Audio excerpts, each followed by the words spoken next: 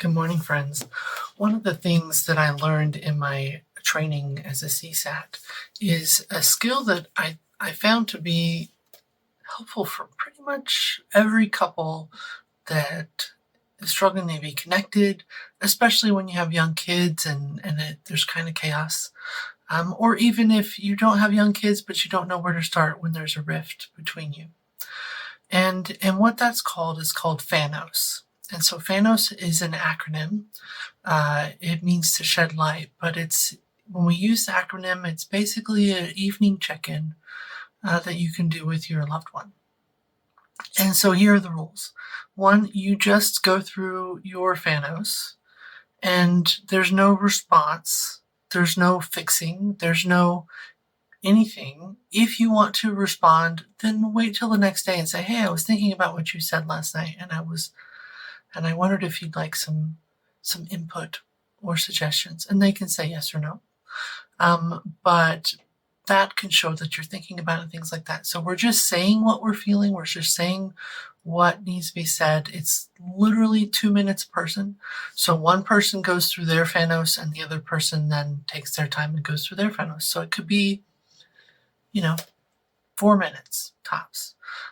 So if you don't have time for that, make time, because 4 minutes is, you could do it while your partner's brushing their teeth and then trade, So the F stands for feelings.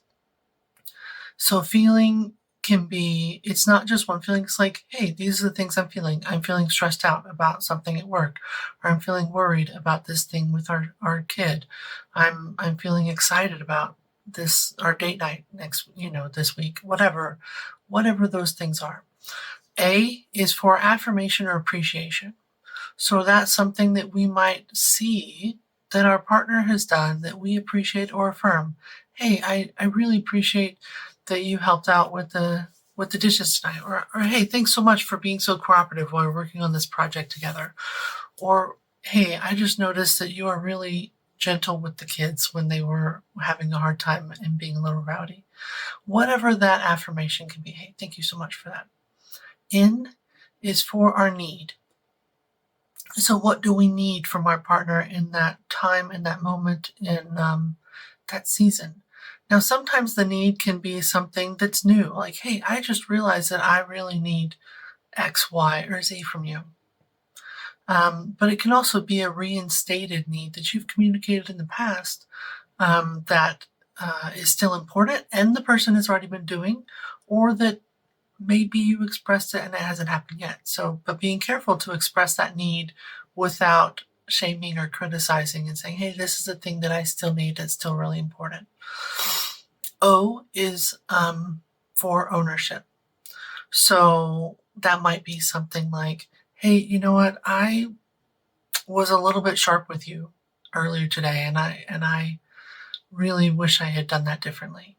Or I just am really not having I'm having a hard time with this, and that I know that hurt you when I did that. Then the S is for our struggle or for our sobriety. So the reason the S is in there is, again, it came from, at least I learned it from my CSAT training, which is about sex addiction. So being honest about where we are in our recovery. Hey, this is what step I'm working on. This is what I'm working on with my therapist. This is something I'm still having a hard time with. This is a character defect that I've identified and I'm working on. What are we doing in our sobriety, in our recovery, or what are we struggling with? Hey, I'm having a really hard time because it's a grief anniversary this week, or things like that. So paying attention to what can we do and how do we communicate that. And one thing I realized as I've been reviewing this with clients this week is that it also can be something that we do in our journals. If it's just you and you're trying to improve and grow and heal, you could FANOS in your journal. How am I feeling today? Why am I so irritable? Why am I so frustrated? Okay, what's something I did do well? Because a lot of us have a hard time giving ourselves affirmations. What are my needs? Also something very difficult for people that are in healing. What can I take ownership of? And what am I still struggling with? And it allows us to be connected to ourselves just as much as it does our partners.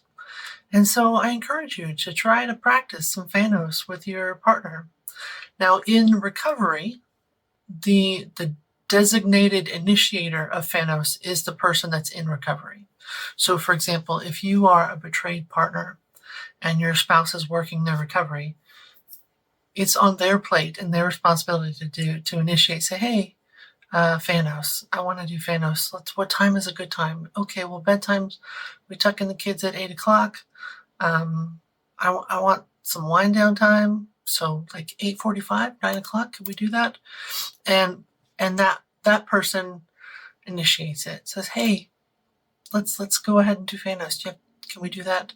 And some people do it just like they put their head on the pillow and they lay in the dark and do FANOS. However works for you, but paying attention to and start noticing what that does for your connection with your loved one and with yourself. It's some small, easy, simple thing that can really help stay connected in those chaotic years and in the process of healing from betrayal. I hope you guys have a good day.